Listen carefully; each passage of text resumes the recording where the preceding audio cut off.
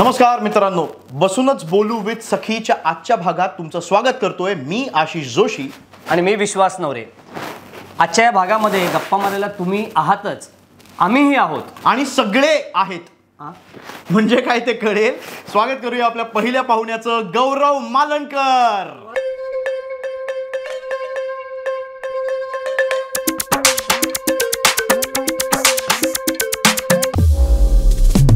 WhatsApp आणि आपला दुसरा पाहुणा, आपला दुसरा मित्र, गौऱ्याचा partner in crime, Chetan Vadnere.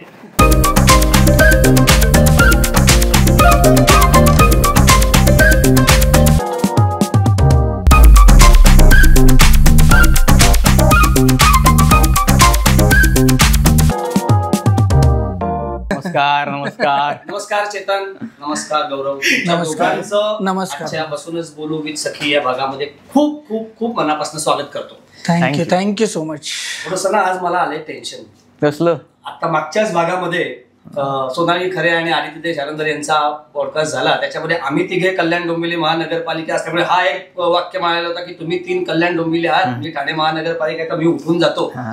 आज गोंधळ असा आहे की 3 नवीन फुलपाखरं आणि त्याच फुलपाखरू मधला एक म्हातारा फुलपाखरू इथे बसलाय. तर तुमच्याकडे मी बोलणं म्हणजे सगळाच तो गोंधळ होणार आहे. त्यापेक्षा आज मी ऐक्याची भूमिका घेतो. श्रवण भक्ती करावी. आज हँडओव्हर करतो आशिषला. फक्त एक त्याच्या आधी आपण आता तू काहीतरी बाकी सगळे आणि सगळे असं काहीतरी म्हणालास, तर याच्याबद्दल तू सांगणार आहेत का तुम्ही दोघं काही बोल? तुम्ही सांगितलं तर बरं आहे. आणि सगळे हा चांगलं सांग. हे आमच्या स्क्रिप्ट मधलं एक नाव असायचं सुरुवातीचं. ह्या सीन मध्ये कोण कोण असं मग ते यायचं ना सगळं. नाही म्हणजे आधी सांगायला लागेल ना की एक सीन लिहून येतो आणि मग त्या सीन मध्ये कोण कोण आहेत ते वरती असं लिहिलेलं असतं ना की या सीन मध्ये आशिष आहे, विश्वास दादा आहे, चेतन आहे.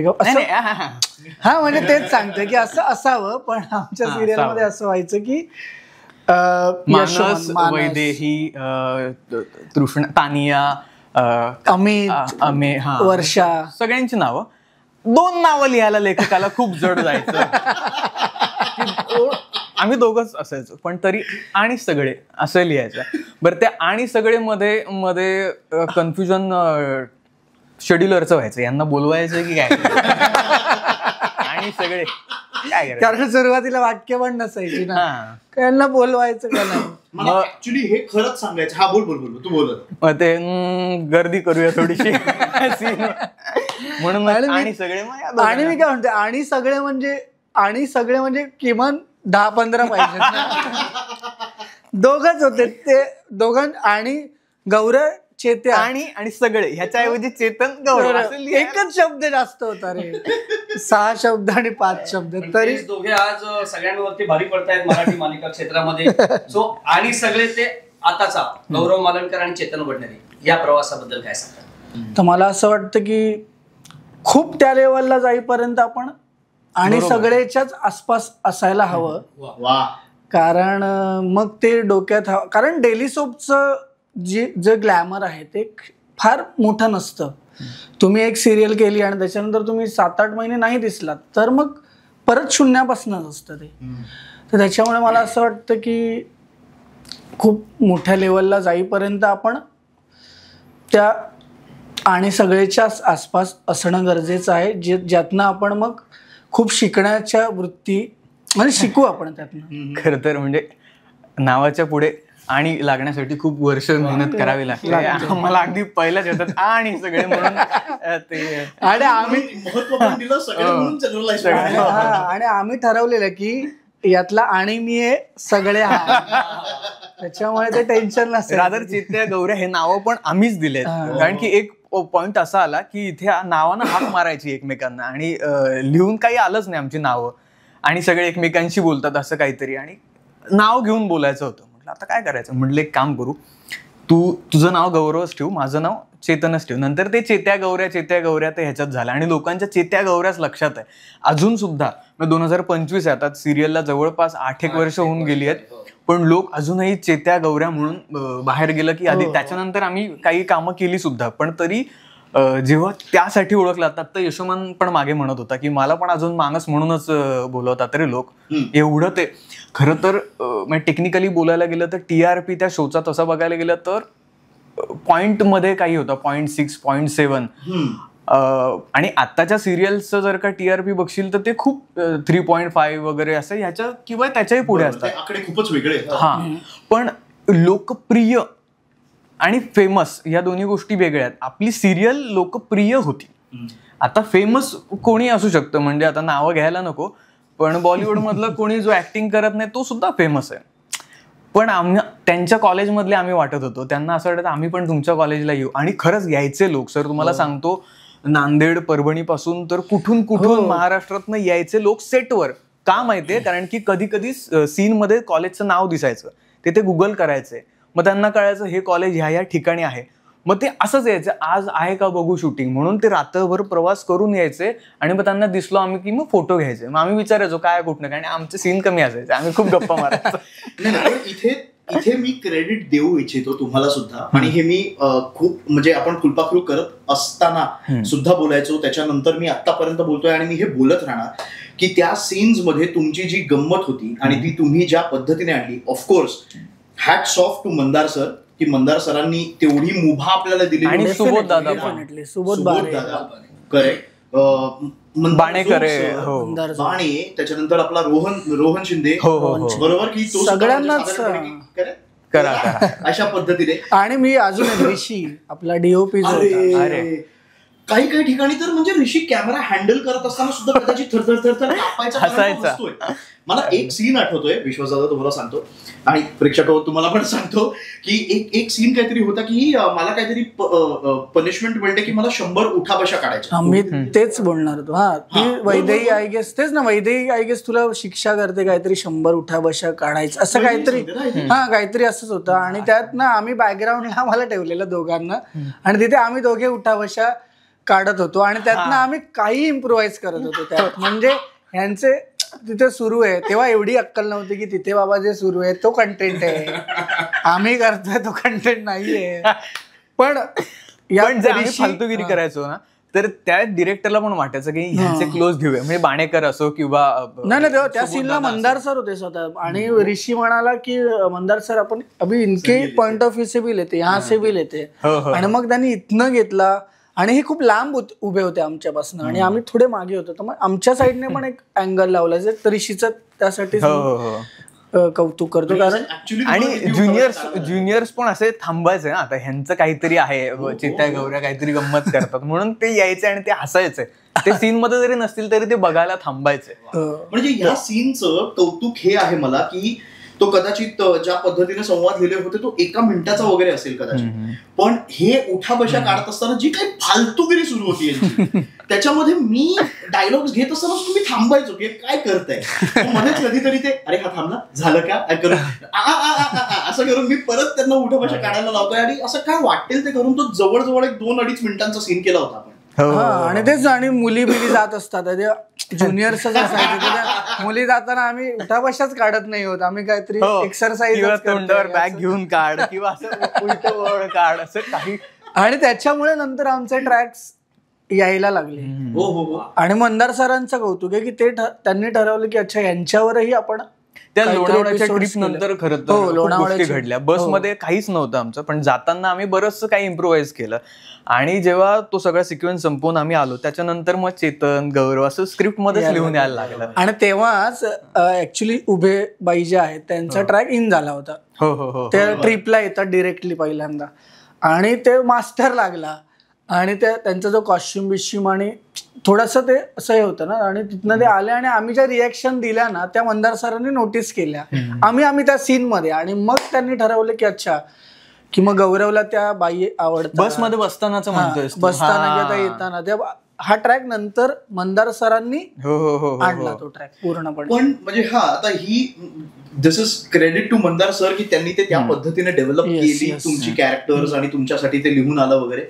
पण जेव्हा काही लिहून येत नव्हतं तेव्हा हे सगळं सुचणं, तेव्हा हे सगळं इम्प्रोव्हाइज करणं, ही क्रिएटिव्हिटी कुठून येते? ही क्रिएटिव्हिटी थिएटर मधनच येऊ शकते.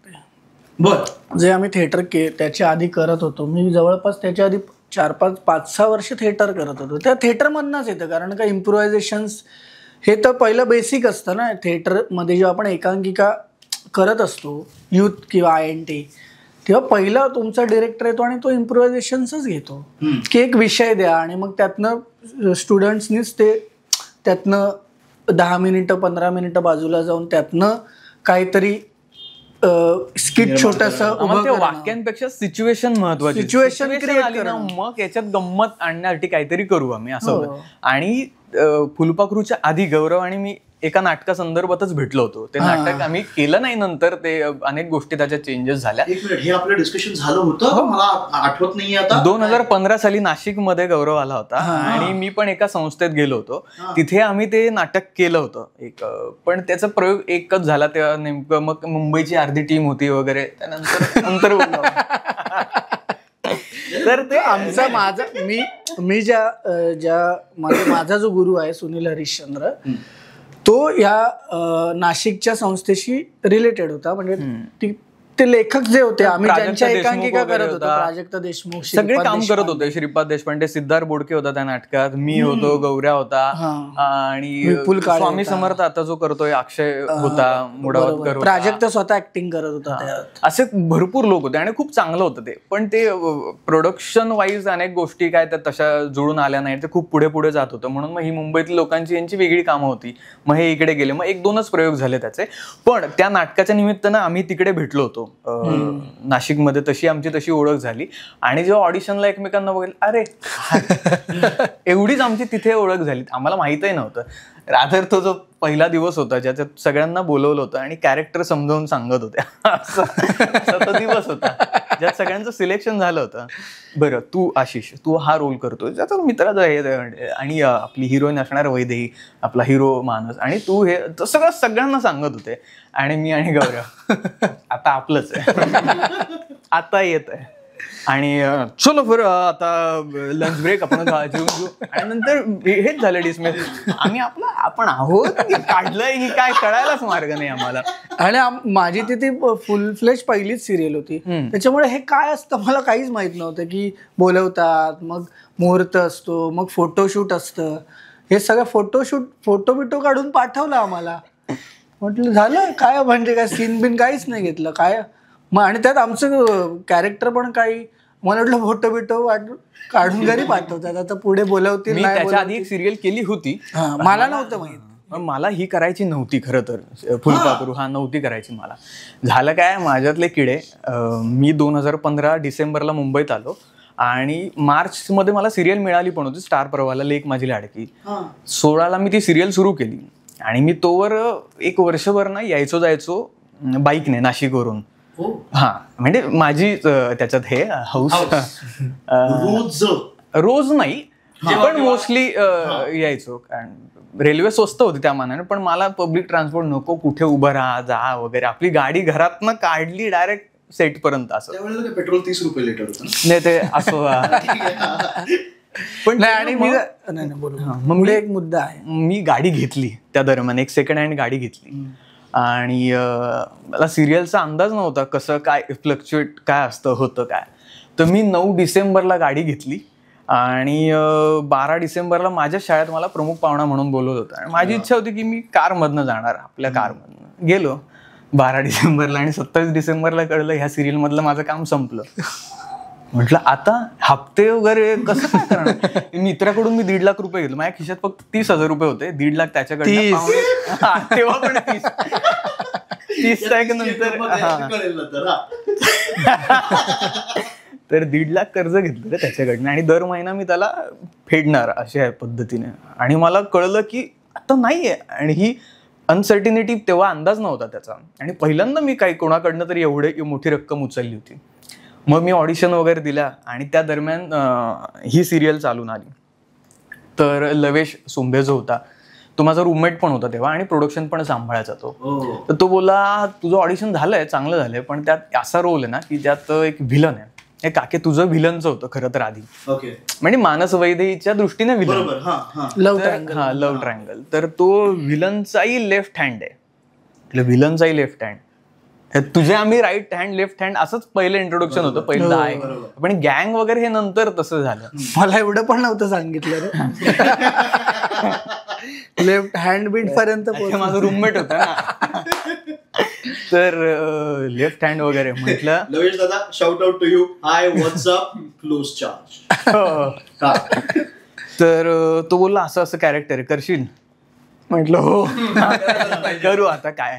म्हटलं ऍटलिस्ट हे, कारण तेव्हा अंधार ना डोळ्यासमोर, मुंबईत जस्ट आलो होतो, त्यात कॉन्टॅक्ट नाही, काय नाही कोणाचं, हे काम संपलं. दुसरं तो मधला पिरियड किती असेल तेवढी ताकद नाही आर्थिक दृष्ट्या थांबायची. आणि घरचंही असं काही खूप मोठं काय सोडून आलो होतो मी.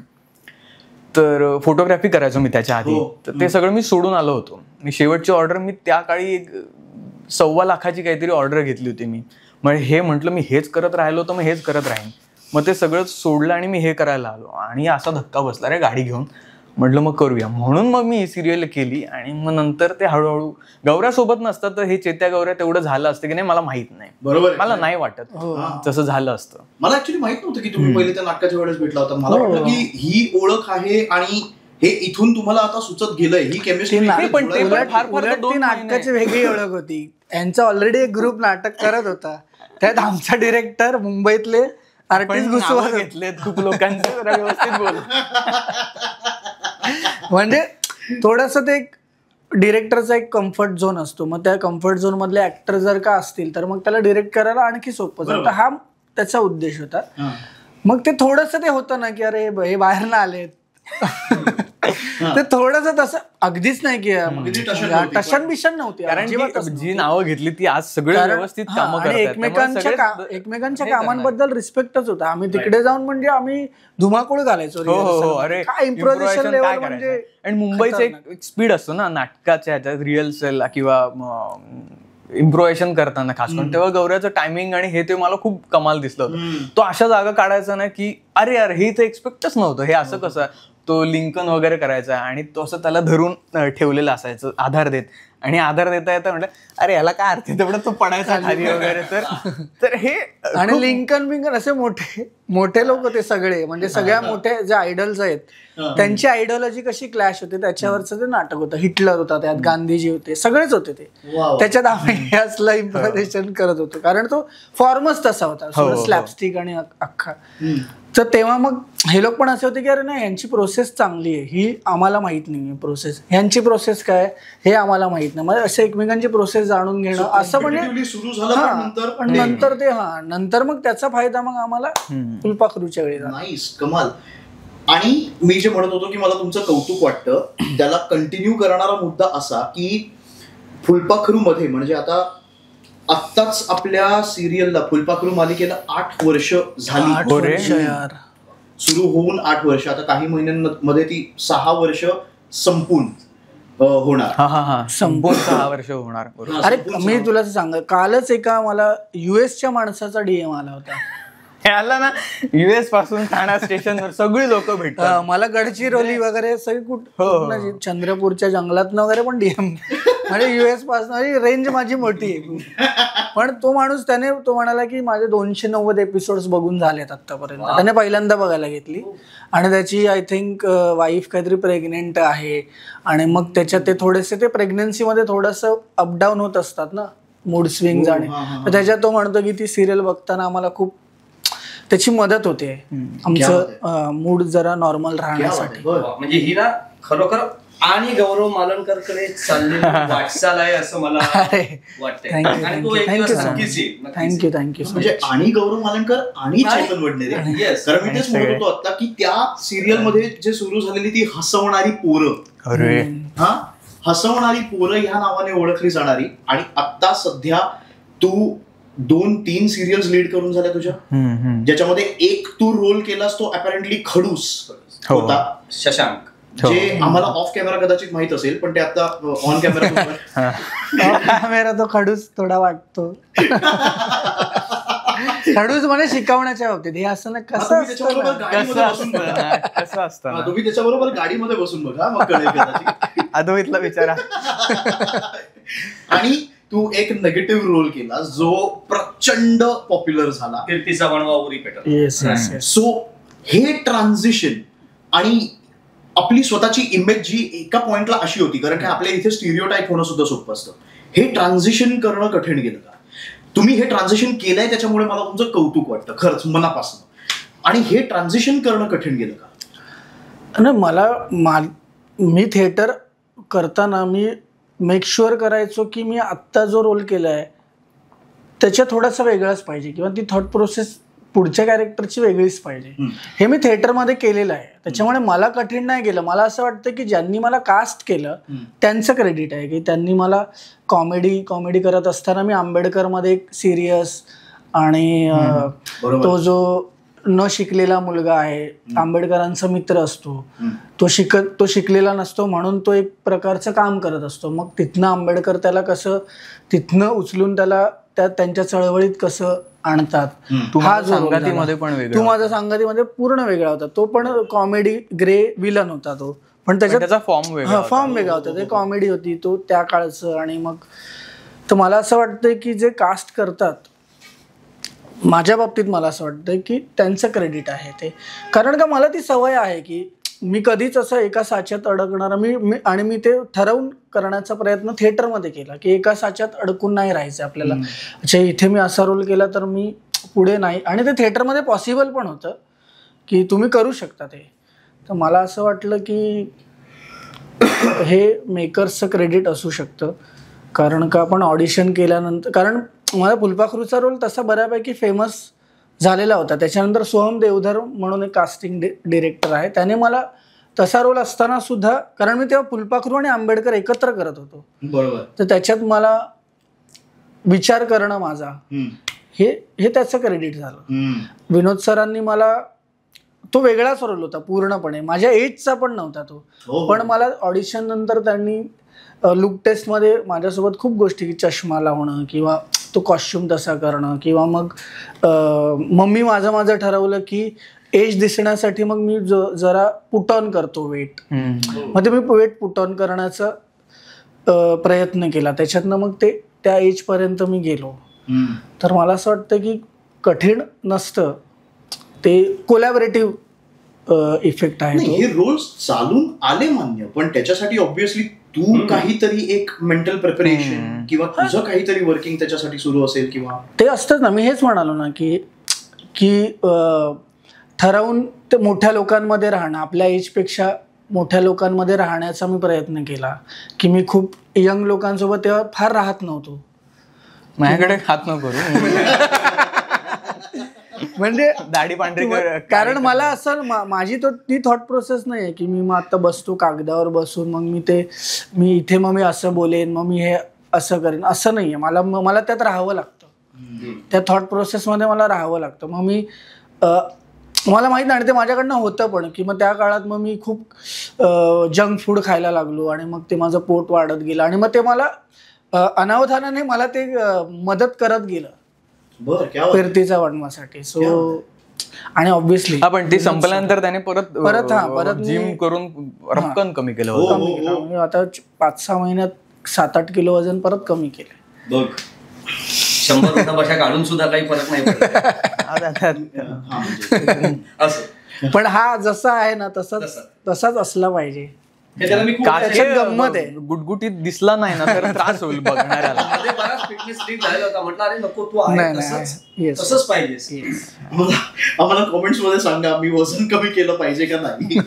आणि या सगळ्यात मला क्रेडिट माझे मी ज्यांच्याकडे थिएटर केलं, की सुनील हरिश्चंद्र असेल, बुद्धदास कदम म्हणून आहेत, किंवा आणखी कोणी प्रमोद शेलार सर आहेत, की मी वेगवेगळे रोल करत राहण्यासाठी त्यांनी स्क्रिप्ट तशा निवडल्या की अच्छा मग माझी जी मुलं म्हणजे मी आहे, अजून निलेश माने आहे, विपुल काळे आहे, की अच्छा आता आपण ह्या पद्धतीची एकांकिका केली ना, आता आपण वेगळ्या पद्धतीची करू पूर्णपणे. म्हणजे एक शेक्सपियरियन एक एकांकिका आम्ही केली, तर नंतर पूर्णपणे स्लॅपस्टिक एकांकिका केली. मग ते ना संस्कार आपोआप होत गेले की नाही आपल्याला ना वेगवेगळ्या गोष्टी, आता आपण हे केलं तर ते थोडं आता आपण वेगळं करायला पाहिजे. आणि ऑब्व्हियसली ते माझ्याकडे ते रोल्स येत पण गेले ऑब्व्हियसली आहे. आणि मी कॉमेडी म्हणजे फुलपाखरू नंतर मला माहित नाही माझ्याकडे कॉमेडी रोल्स कोणी मला ऑडिशनसाठी विचारलंच नाही, comedy out and out comedy रोलसाठी. सो मे बी ते डेस्टिनीमध्येच असेल की ते होत गेलं ते असं. मला ते क्रेडिट आहे की मी ऑब्व्हियसली सिरियलमध्ये मी आता ठरवूनच मी आता हा रोल नाही करत, असं नाही करत ना. आपल्याला ती अशी फिनान्शियली ती मुभा अजून तरी नाहीये, माझ्याकडे तरी नाहीये की नाही मी आता थोडा वेळ थांबतो, आता अच्छा असा रोल आलाय का, मग मी आता तो नाही करणार. असं नाही झालं. ते अनावधानाने डेस्टिनीमध्येच होतं माझ्या की वेगवेगळे रोल करायला मिळणार. आणि मला असं वाटतं की कोणी एखाद्या साच्यातलं रोल करते तेही मला चुकीचं नाही वाटत, की आपण असं म्हणतो ना की अरे काय हा तो तेच रोल करतो, त्याची चॉईस, त्याचा चॉईस आहे आणि त्याला ते येते, तर मग त्याच्यात ते करूनच तो मोठा झाला, याच्यात मला काही चूक वाटत नाही. बरोबर. त्याच्यामुळे मला असं नाही वाटत की माझं आधी असं होतं की अरे काय हा तसेच रोल करतो. पण आता हळूहळू आपण जसे मॅच्युअर होत जातोय ना, तसं मला असं वाटतं की का करू नये. जर त्याला ते सापडले, त्याला ते गवसले, तर आता त्याच्या पुढे त्याने लॉंग रन साठी काय विचार केला पाहिजे हा त्याचा पूर्णपणे हे आहे. बरोबर. त्याने नाही विचार केला तर तो त्या वेळासाठीच असेल आणि मग तो निघूनही जाईल, किंवा कदाचित चालेल सुद्धा. म्हणजे पण तुझा प्रयत्न असतो की तू काहीतरी. माझा प्रयत्न असतो जो मला थिएटरने दिलेला. कारण मी 90 वर्षाच्या जख्म म्हाताराचा रोल केलाय आणि मी 12-13 वर्षाच्या लहान मुलाचाही रोल केलेला आहे ऍट द सेम टाइम थिएटरमध्ये. सो ते संस्कार होत गेलेत आणि ते होतंय आता. आणि तुला मला थिएटरमध्ये बोल कारण 45व्या एपिसोड मध्ये जेव्हा एक रॅप सॉन्ग येतं आणि त्याच्यामध्ये नाचायला घाबरणारा किंवा लाजणारा चेतन वडनेरे हा आता इव्हेंट्सना 2-3 गाण्यांवरती परफॉर्म करतो. भाई करावं लागतं रे काय. मला जसं गौऱ्या म्हणाल, माझे थोडेसे विचार वेगळे आहेत ह्याच्याबद्दल. थिएटरमध्ये मला तसं चॉईस नव्हतं जसं त्याच्याकडे वेगवेगळे आलं. काय मला थिएटरमध्ये नाशिकमध्ये फार प्रायोगिक रंगभूमीच जास्त माझ्या वाट्याला आली. व्यावसायिकचं इकडे येऊन सगळं करायला लागणार ते काय झालं नाही फार. पण ते जे काम येईल ते करत गेलो मी. आणि आमच्याकडे वर्षभर तालमी करून नंतर 2-4च प्रयोग असं सगळं ते होतं. पण त्या प्रोसेसमध्ये नट म्हणून तुम्हाला खूप काही मिळायचं त्या प्रोसेसमध्ये. आणि दी जिनियस नाशिक नावाची आमची नाट्यसंस्था होती. चिन्मय उदगीरकर, मृणाल दुसानीस वगैरे आणि आमचे प्रवीण काळोखे सर. तर आमचं वातावरण इतकं चांगलं होतं ना, नशीब माझं की मी त्या संस्थेत गेलो. त्याच्या आधी त्यांच्याकडे मटा वगैरे असं सगळं झी गौरव वगैरे असं चांगले चांगले पुरस्कार आणि सगळं चांगलं एक दर्जा काय म्हणतात हे मला तिथे जाऊन कळलं. फक्त मला यायला लागलं वगैरे असं माझं म्हणणं नाही, पण निदान हे चांगलं असतं हे वाईट असतं ह्याची कुठेतरी मला जाणीव होत गेली. पण मुंबईत आल्यानंतर एस्पेशली फुलपाखरू नंतर मी जरा गोष्टी ठरवल्यात.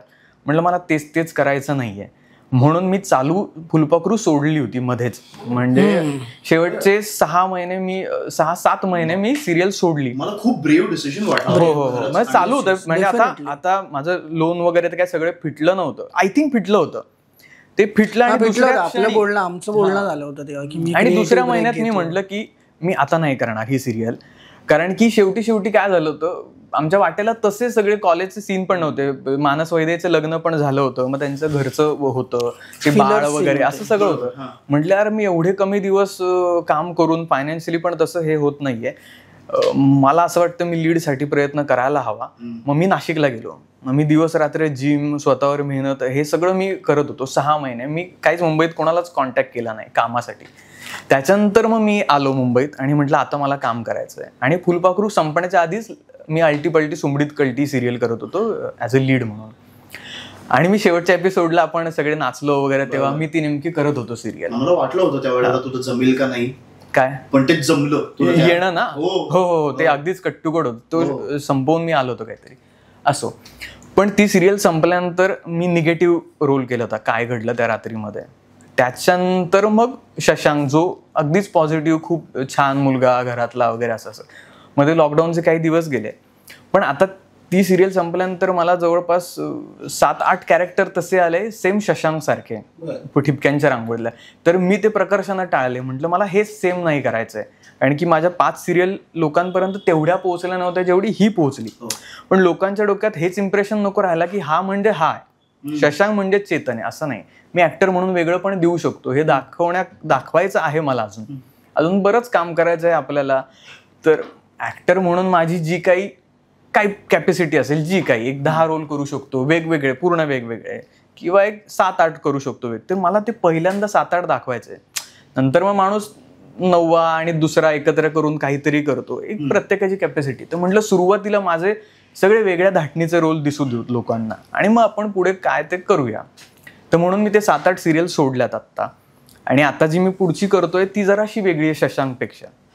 तर हे मी जर गौरव म्हणाला नाही, माहिती आहे लोकांना, ते आता झालं की प्रवाहाला. हा झालं. आणि माझा मुद्दा काय होता, पुरस्कार सोहळ्याला बरोबर, माझा मुद्दा काय होता की एखादा माणूस जर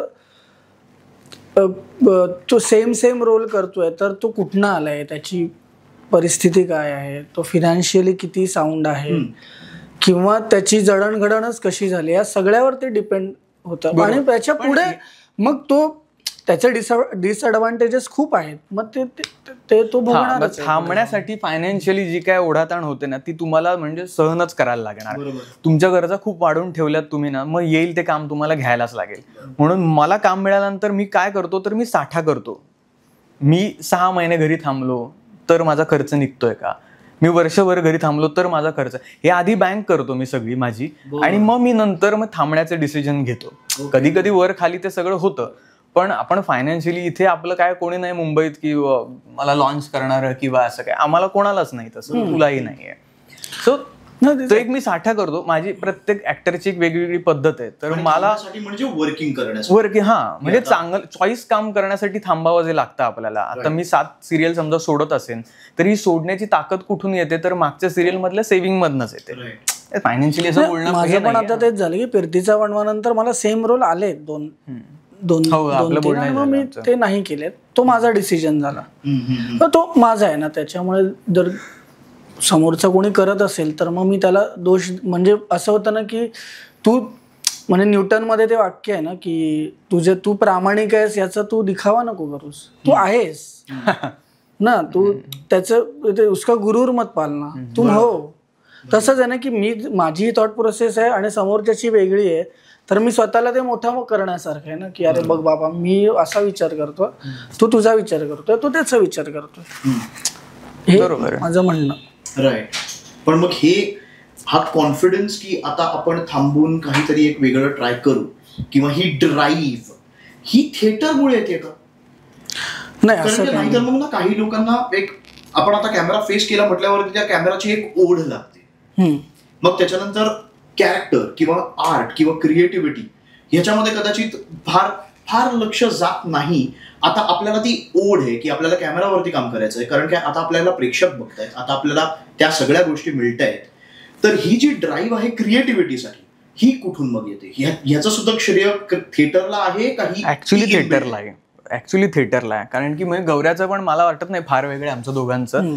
स्क्रीनवर आपण दिसलोच पाहिजे, आमच्या दोघांचाही तसं काही हे नाहीये.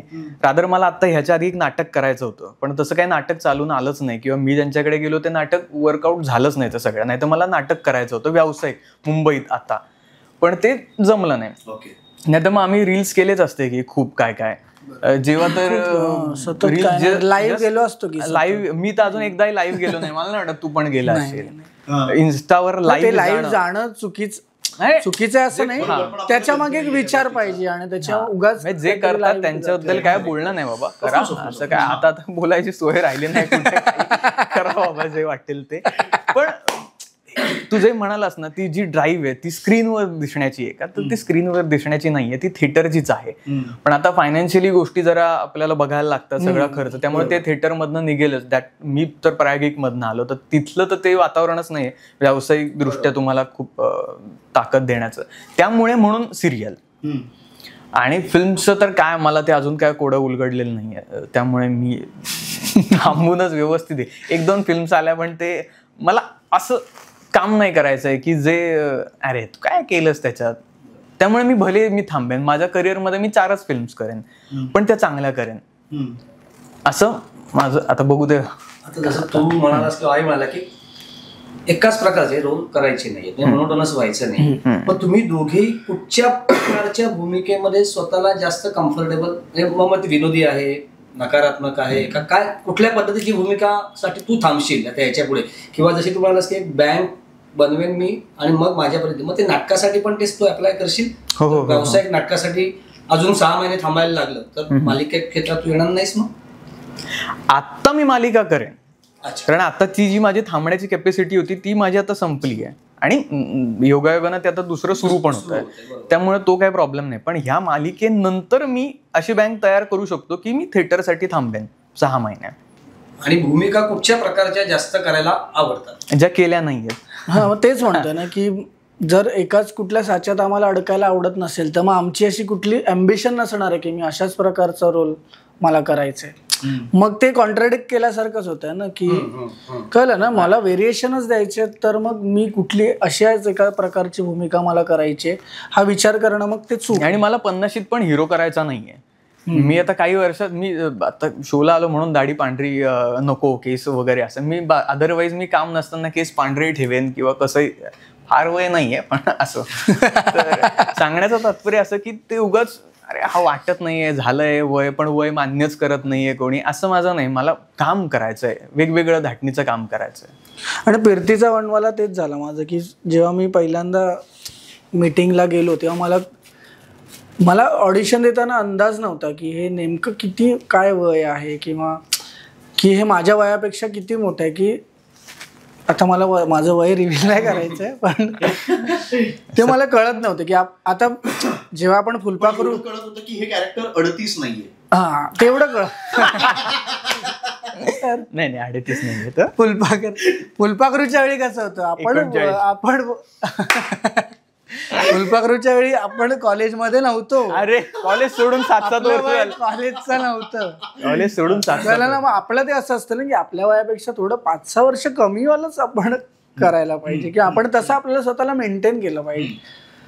तर मला तेव्हा थोडं असं झालं की अरे मी चूक करतोय का. पण नाही, विनोद लवेकर मला म्हणाले असते की 70 वर्षाचा म्हातारा तरी मी केला असता त्यांच्याकडे, कारण का तो बाप माणूस आहे. डेली सोप आणि क्रिएटिव्हिटी तो खूप बाप माणूस आहे.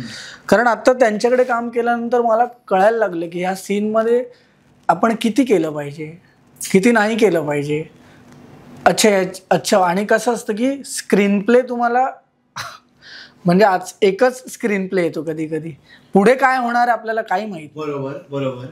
पण त्यांच्याकडे माझं असं ट्रेनिंग झालंय ना की अच्छा इथे असं घडलंय किंवा असं घडू शकतं, मग त्या पद्धतीने आता आपण त्या अप्रोचने आपण ह्या सीनला हे केलं पाहिजे.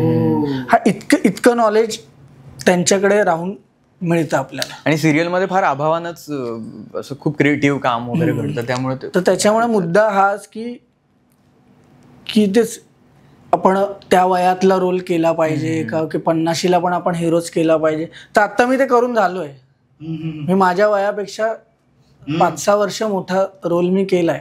आणि मला आत्ता लोक विचारतात की 12-13 7-8 वर्ष जे काय असेल ते. आणि मला आत्ता विचारतात लोक की तूच होतास का. इतका तो डिफरन्स, ट्रान्सफॉर्मेशन आणि हे. तर ह्याच्यातच ते उत्तर आलं तुमचं की आपल्याला कुठल्याही रोलसाठी आता मला हाच रोल करायचा तर आपण आपल्याला ते कळलं ना, आपण तसंच मग बघायला लागतो. आपण आपला विजनच आपलं असं ठेवलं तर त्याच्यामुळे कुठलाच फेवरेट जॉनरा आहे असं मी ठरवलेलंच नाही. जॉनरा कोण थोडंसं विषयांतर आत्ताच नंबर घेऊन काय 38-39 वयावरनं चालले जाते. 30 म्हणालात मग अशी 30चा काय किस्सा आहे? 30 तूच सांग. नाही तू सांग ना. मी तुला गंमत सांगू, मी आत्ता इथे यायच्या आधी सुद्धा लंच केलाय जो 30 रुपयाचा. मी जोक नाही मारत. मला काहीच माहित नाही. कारण का युनिव्हर्सने ठरवलं रे ते की तू चेतनला भेटणार आहेस तर तुला 30च तुला. आमच्या सगळ्या ग्रुपमध्ये बार्गेन करणारा मीच. कुठे काय करायचं असेल तर बार्गेनिंग करायला मीच. आणि असा आकडा यायचा समोरून की 30, 130, 1030. मी डिझेल पण 1030, 2030, 3030 असं. कारण की ते आपल्या स्टेटमेंटमध्ये पुढे 30 आलं की मला कळतं की हे डिझेलसाठीचा खर्च वगैरे, पण ते 30 तेव्हाच आहेत. मी आणि अद्वैत एकदा गेलो होतो गाडी रिपेअर करायला. त्याने काहीतरी वरचेवर काम केलं. हा जास्त पैसे देत होता त्याला. म्हटलं 30 दे. आणि तो रात्री 10ची वगैरे वेळ होती, 10-11ची. तेव्हा मेकॅनिक सापडत नाही.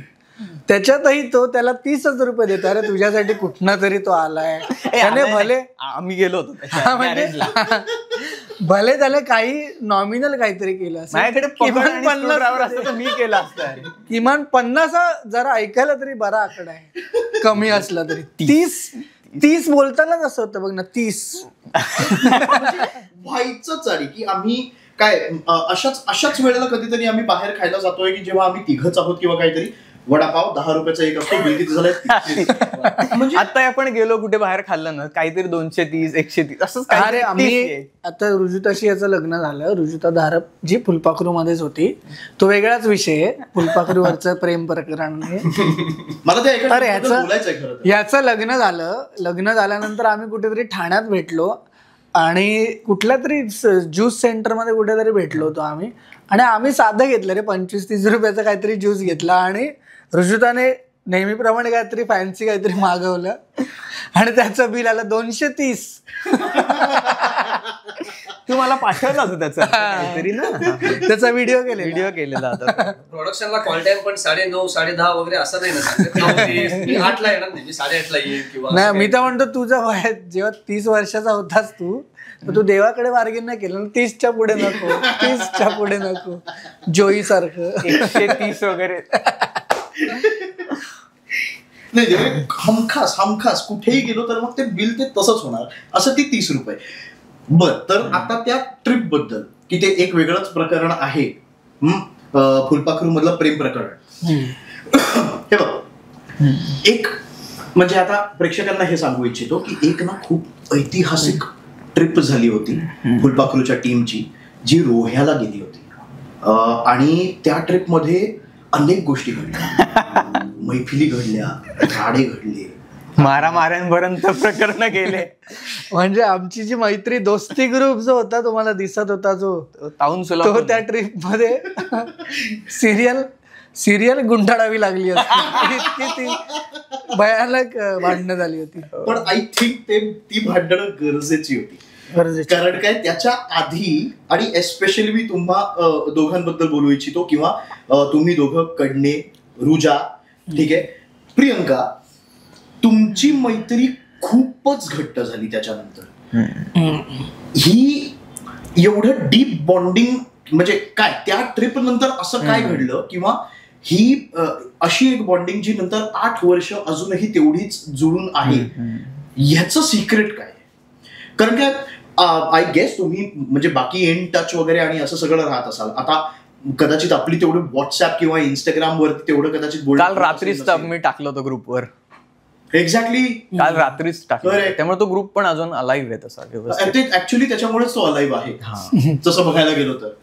पण ही सिक्रेट मैत्रीची आणि हे बॉन्डिंग हे एका टीम मध्ये असणं कितपत महत्वाचं आहे? टीम कुठली म्हणतोस तू? कोणतीही रे, इन जनरल एखादा प्रोजेक्ट करत असताना ते एक बॉन्डिंग असणं एका टीमला धरून ठेवण्यासाठी.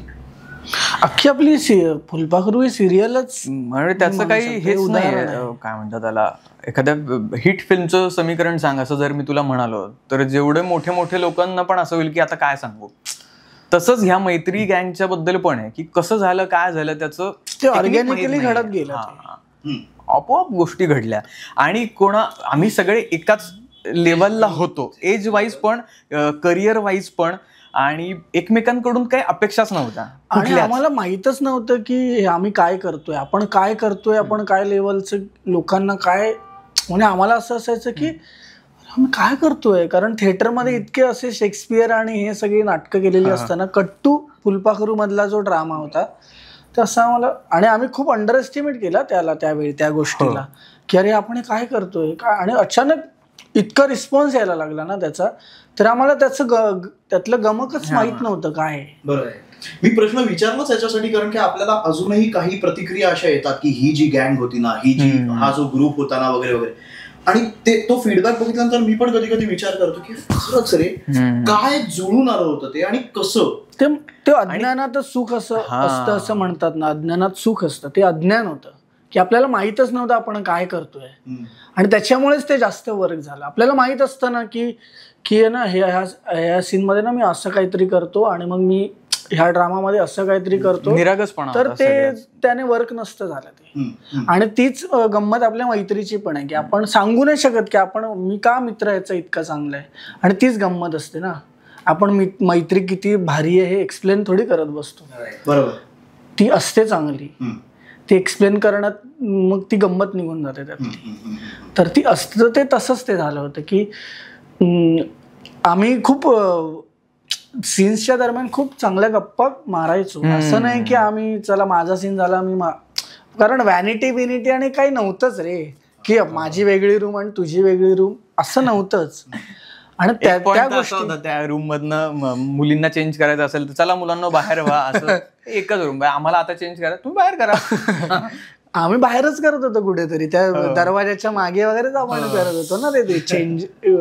आणि तीच गंमत होती त्यातली. ते जर आपल्याला नसतं मिळालं ना, आम्हाला ते नसतं मिळालं. त्या कॉलेजच्या बॅग्स होत्या त्या आमच्याच बॅग होत्या, घरून घेऊन यायचो त्या बॅग. कधी कधी मी एका पॅन्टवर पूर्ण फुलपाखरू केली बघ, एखादी चुकून असेलही. पण शेवटी सिरियल संपत आल्यानंतर मला काही कपडे आले होते, आता नको आता मी इतिहास घडवतो एकाच पॅन्ट. आणि आता आम्हाला कोणी विचारतं ना की अरे हा सीन कसा केला होता तुम्ही किंवा काय मस्त केला होता, तर आम्ही नाही सांगू शकत कसा केला होता. ऍक्च्युली आठवत नाही म्हणण्यापेक्षा त्यावेळी आपल्याला कोणी विचारलं असतं ना की ह्या सीनला तुम्ही कसं अप्रोच केलं, नाही सांगू शकत आपण. कारण का ते तितकं ऑर्गॅनिकली घडत होतं. आम्ही तेच म्हणालो ना, उठाबशांचा सीन, तो सीन तिथे घडला, तो त्या टेक मध्ये घडलेला सीन आहे. आणि असंच होतं की आम्ही टेक मध्ये ते व्हायचं आमच्याकडनं, आम्ही कधीच ठरवून नाही केलं ते. तू मोठीच्या मोठी वाक्य टेक मध्ये ऍडिशन म्हणून जरी घेतलं तरी ओव्हरलॅप कोणाचंच व्हायचं नाही. आणि ते ऍडिशन एखादं मोठं वाक्य घेतल्यानंतर त्याला रिॲक्शन म्हणून ते आधी थोडी आपलं ठरवतो ना, पण तरी तो टायमिंग पण मिस व्हायचा नाही. इतकं आम्ही एकमेकांचं माहित होतं की तू काही वाक्य घे, मी आहे, मी उचलतो, किंवा मी काही फापट पसारा मांडला तरी हा समेवर आणून ती गोष्ट बरोबर झेलायचा. आणि तुझा जो प्रश्न होता मुळात की बॉन्डिंग कितपत महत्वाचं आहे, तर बॉन्डिंगच महत्वाचं आहे. पण आता चला आपण बसूया आणि बॉन्डिंग करत बसूया, नाही आपल्याला सीनला बॉन्डिंग पाहिजे तर आपण बसूया आणि जबरदस्ती काहीतरी, तसं नाही होणार. बरोबर, ते तुमचे थॉट प्रोसेस जुळणं किंवा तुम्ही. आणि बरेच असे मुरलेले नट आहेत की त्यांना नाही गरज पडत ना बॉन्डिंगची, मग तेवढा क्राफ्ट आपला मजबूत पाहिजे. बरोबर, कारण आता मोठे मोठे नट थोडी बॉन्डिंग करत बसतात. बरोबर, पण आपण त्या करिअरच्या अशा टप्प्यावर होतो आणि आपण तर त्याच्यावर तिथे ते आपल्याला ते होणं गरजेचं. वर्क प्रेशर काहीच नव्हतं ऍक्च्युली, आम्हाला तर काहीच नव्हतं. तुम्ही तरी सीनला जायचं, आम्हाला तुम्हाला 2 सीन चोपायला यायचे, मग तोवर आम्ही झोपायचो, मग झोपून झाले की चोपायचो की आता काय करूया. हे खूप आधी स्क्रिप्ट मिळालेलं असायचं, हे आत्ता आहे ना, नाही तुम्ही आराम करा, तुम्हाला सांगतो. मग तोवर आमच्या डोक्यात जे पहिलं सुचतं आपल्याला ते तेवढं काही खास नसतं, जे दुसरं असतं ते जरा बेटर, तिसरं अजून जरा बेटर असतं. तर तोवर आम्ही तिसऱ्यापर्यंत पोहोचायचो जोवर सीन लागायचा, त्यामुळे ते जरा बेटर यायचं. आणि कधी कधी पहिलाच थॉट इतका म्हणजे असं तो टेक मध्येच व्हायचं ना ते की त्याला तर ते इतकं मजेशीर व्हायचं, कारण का तुमची स्पॉन्टेनिटी राहायची. बरोबर, तर ते तुम्ही आम्ही आणि तालमी करायचोच कुठे, आपण तालमी कुठे करत होतो काय. बरोबर, चला रिडिंग काय फक्त कॅमेराला दिली तर दिली एखादी तालीम, तर ती पण फुल अशी हे द्यायचो नाही, एकदम हाफ हार्टेड द्यायचो. टेक रिहर्सल आणि ऍक्च्युअली टेक हे काही वेगळं असू शकतं. बरं, त्या वेळेला वेळ तरी होता निदान. आता जेव्हा एखादी भूमिका येते आणि त्याला लागून सीन्स असतात आणि कदाचित तेवढा वेळ नसेल, मग त्यावेळेला सीनवरती वर्किंग कसं होतं हे विचारतो या कारणासाठी, कारण की तू जसं म्हणालास की एखादा स्क्रीन प्ले येतो आणि तेवढा चाललाय, आता ह्याच्या पुढे काय आहे काय नाही ते माहिती. मग आता तुला तुझ्या कॅरेक्टरच्या हिशोबाने तुला डिसाईड करायचंय की ह्याला काय दृष्टीने न्यायचं. पण असं होत असेल की कदाचित एखादा सीन तू करतोयस एका दृष्टीने, जो घडतोय काहीतरी एका वेगळ्याच पद्धतीने, म्हणजे नंतर कदाचित वेगळ्या पद्धतीने होतोय तो, किंवा आत्ता एक सीन करत असताना काहीतरी एक वेगळा विचार आहे, नंतर काहीतरी वेगळा विचार आहे, जे आपल्या सिरियलसाठी खूप खूप इझिली होतं. नाटकाची सवय जरी असली तरी नाटकाला तालमी असतात, सिरियलला तालीम करायला वेळच नाहीये तुला. मग आता भूमिका जी मिळते ती किंवा आता जे सीन्स करावे लागतात त्याच्यामध्ये हे कसं येतं प्रोसेसमध्ये? तो थोडासा ना अनुभवाचा भाग आहे मला असं वाटतं. आता मी जेवढे स्क्रीन प्ले आलेले आहेत पुढचे, मी तेवढे सगळे बऱ्यापैकी वाचलेले असतात किंवा क्रिएटिव्हशी माझं सतत बोलणं असतं की पुढे काय होणार आहे, पुढे काय होणार आहे. आता पण नवीन शोच्या संदर्भात त्या फ्लोअरला जाण्याआधी मी किमान 20 एपिसोड वाचलेले असतील, जेणेकरून मला 20व्या एपिसोडला असं नको वाटायला की अरे पहिल्या एपिसोडमध्ये मी हे काहीतरीच बोललोय किंवा असं व्हायला नको, म्हणून तो प्रयत्न असतो. दुसरा सगळ्यात महत्त्वाचा एक जो फॅक्टर आहे किंवा एक गोष्ट आहे ती मी काय करतो, सीन वाचल्यानंतर, आता मी काय असं हे नाही करत आहे त्याचा काय, माझी एक पद्धत आहे ती, पण सीन वाचल्यानंतर प्रेक्षक हा सीन बघताना हसले पाहिजे, रडले पाहिजे, ते काळजीत पडले पाहिजे की काय पाहिजे, त्यांची जी अंतिम काय म्हणूया त्याला भावना मनोअवस्था असायला हवी ती त्या सीन वाचल्यानंतर आधी मी ठरवतो आणि त्या अनुषंगानं सीन नेतो. अदरवाईज एका सीन 10 पद्धतीने आपण करू शकतो. तो कॉमेडी करू शकतो, कसाही 10 पद्धतीने आपण करता तो, पण तो जो अंतिम काय म्हणू त्याला त्याची जो माइंड स्टेट ऑफ माइंड जी झाली हा ते आपल्याला वाचताना कळलं पाहिजे.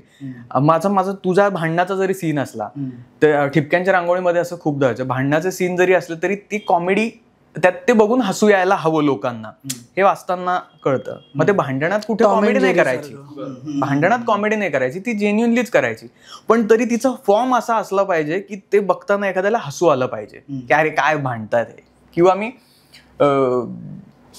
अशा अनेक पद्धतीने आपण म्हणू शकतो ना, ते जेन्युअनली भांडत असतात, आपल्याला हसायला येतं.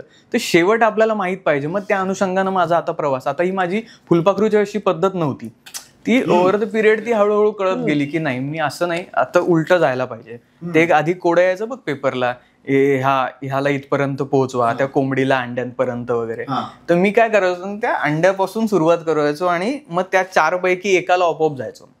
खरं तर ते चिटिंग आहे, पण ती चिटिंग खरं इथे कामाला येते की आपण जर का उलट गेलो ना, एंड आपल्याला रिझल्ट माहित असेल ना, तर मग आपण योग्य ठिकाणीचा पर्याय निवडतो ABCD मधला.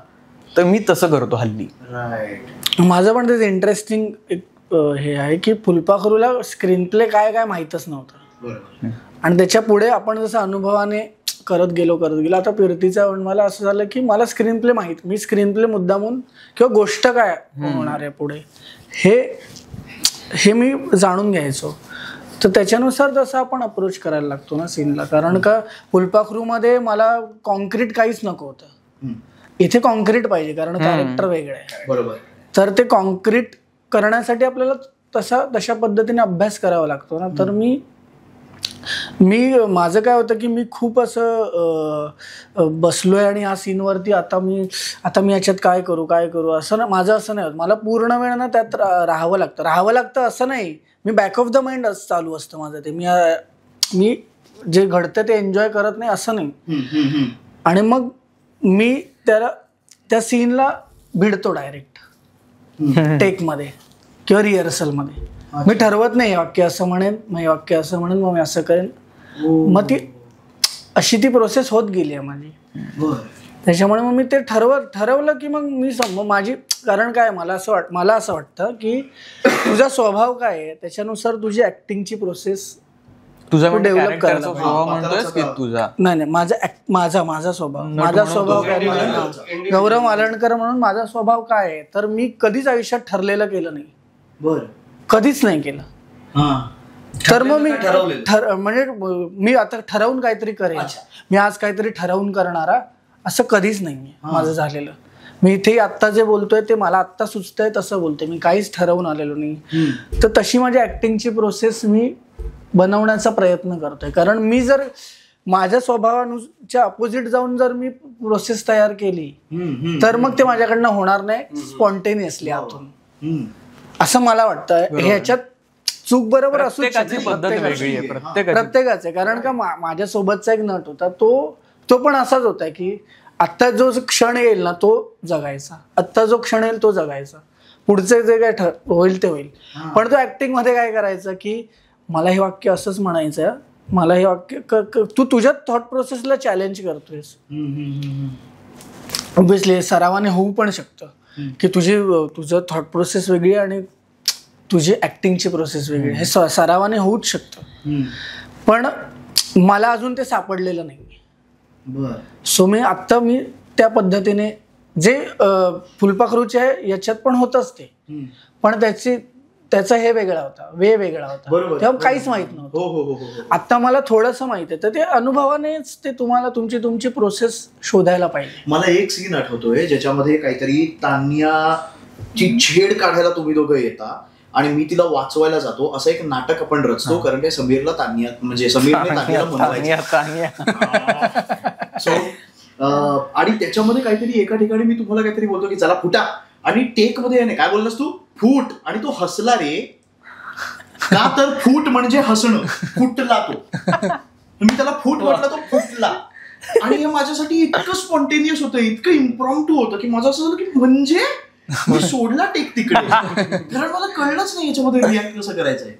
सो हे ते न ठरवलेलं जे तू इतरांवर लागतोस, हे कळतंय का तुला? ते आहेच. आता ते हा माझा ड्रॉबॅक, हा मी लोकांवरती मी अन्याय करतो, मला पूर्णपणे माहिती आहे. कारण काय आहे ना, मी कधी काय होतं की मी सांगत नाही समोरच्याला की मी असं होईल माझ्याकडून, हेही नाही सांगत, मी ठरवत नाही, पण माझ्या डोक्यात असतं की मी या सीनला कसा अप्रोच करणार आहे. तर मग ते मी सांगत नाही समोरच्याला, तर तो भावचळतो. पण मला ते असं होतं की मी सांगितलं तर मी माती खाणार, माझ्याकडनं ते तसं होणार नाही, मला ते क्रॅक केलं पाहिजे.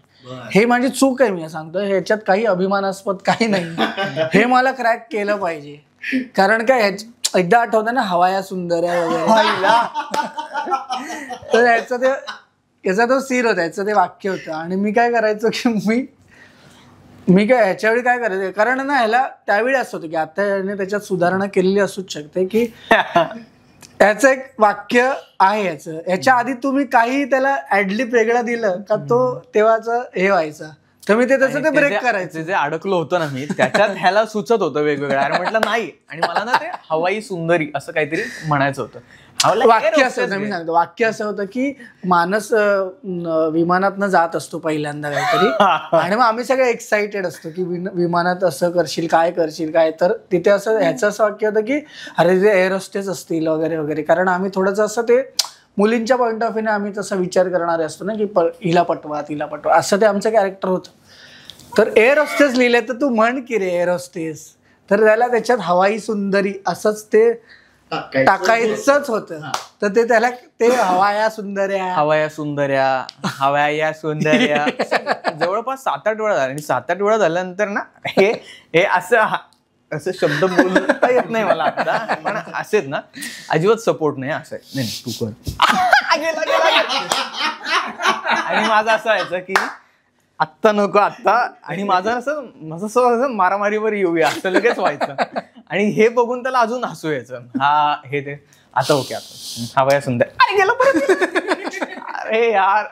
आणि मग त्याच्यात ऍडिशन म्हणून माझी चिडचिड व्हायची, आणि मग मी कुठे जायचो, या अख्ख्या प्रोसेस बद्दल मला आज जाणून घ्यायचंय, आणि आपण सांगण्याचा मुद्दा संपवू की मी असं करतो, पटकन काहीतरी वेगळं म्हणून जाईल टेक मध्ये तुम्ही तुमचंच आवरा, पण त्याने मजा पण येऊच शकते, पण आपण समोरच्याचा विचार आधी करायला पाहिजे.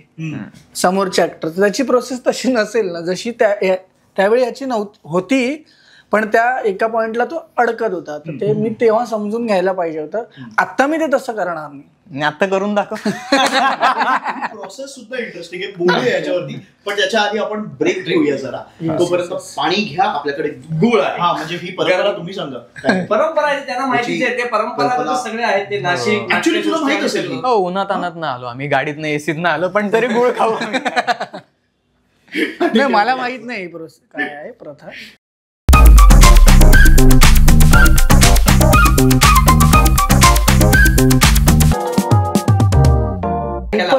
खूपच भारी आहेत आणि मला असं वाटतं त्यांनी थिएटर केलंय ना, पण त्यांना फिल्मची भाषा पण कळते, त्याचं त्यांना एक बेस्ट मिश्रण आहे. माझा प्रॉब्लेम होतो जर असं खरं सांगायचं तर, मला ना सरेंडर नाही करता येत मला खूपदा डिरेक्टरला. इव्हन मंदा सरांना पण मी 1-2 गोष्टी खूप आधी सुचवल्या, तर आम्ही इकडनं येतो, पण त्यांचा मोठेपणा गुड आयडिया, पण आता नको.